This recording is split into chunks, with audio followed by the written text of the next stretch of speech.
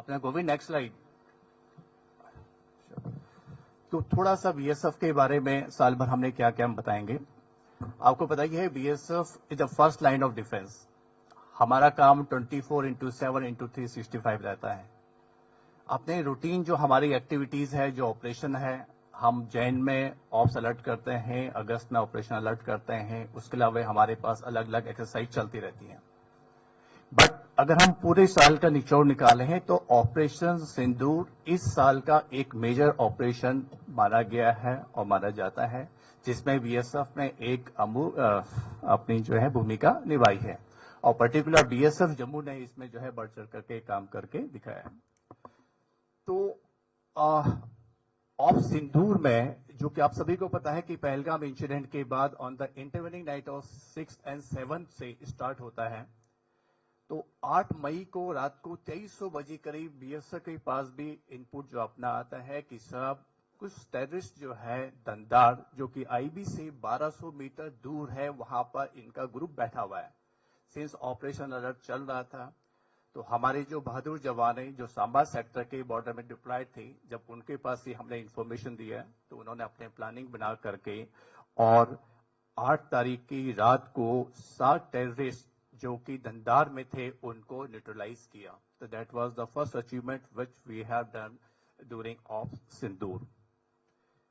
Next, जब ये operation चल रहा था कंटिन्यू, और हम being a BSF intelligence also, हम लोग जो है पाकिस्तान की हर हरकत के ऊपर नजर बनाए हुए थे।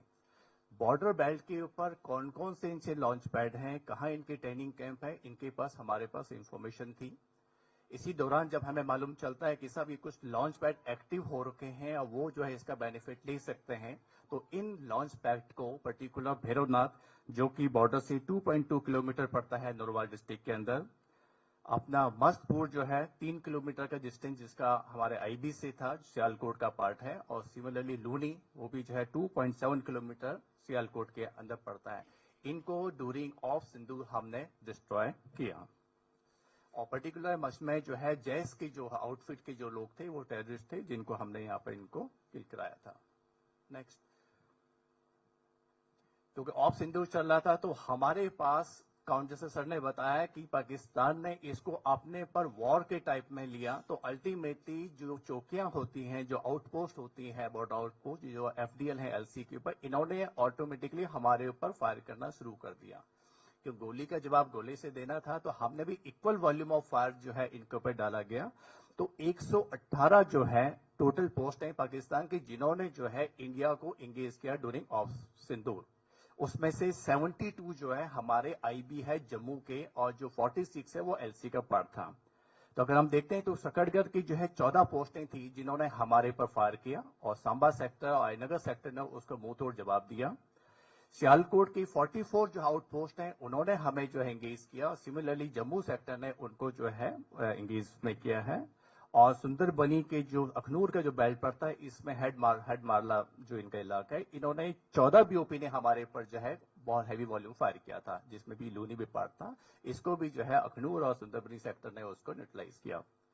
अगर हम एलसी की बात करते हैं कि बीएसएफ का डिप्लॉयमेंट एलसी में भी है, तो हमारे नौशहरा में जो है 15, राजौरी की 18 और पुंछ की 13 एफडीएल ने हमारे ऊपर फायर किया। तो इसी हैवी वॉल्यूम फायर से हमने उनके ऊपर फायर किया, उनकी पोस्टों को डैमेज किया, उनके कभी लोगों का नुकसान हुआ है। तो ये चीजें हमारे पास इस ऑपरेशन में हमने अचीव किया। और जो हमने उनका सर्विलेंस सिस्टम था वो डैमेज किया है, उनकी जो दूसरी इनको डैमेज किया है, उनकी व्हीकल्स डैमेज किया है, क्योंकि इमीडिएटली इनपुट नहीं आती है। जब धीरे धीरे जब चीजें खुलती है तो तब जाकर अपडेट आता रहता है कि साहब ये डैमेज हो गया, वो डैमेज हो गया। तो काफी उनका बेसिकली हैवी वॉल्यूम में हमने नुकसान पहुंचा है, और जो कि आज की डेट में उसके इनपुट आती रहती है।